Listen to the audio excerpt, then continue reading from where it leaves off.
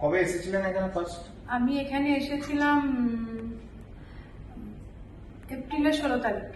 আচ্ছা, এখান থেকে তারপর কি অ্যাডভাইস করা হলো? কয়েকটা টেস্ট হলো, টেস্ট করার পর ডাক্তারবাবু বললেন যে অপারেশন করতে হবে। হুম।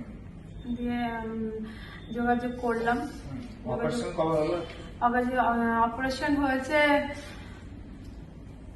17 তারিখে, 17ই মে।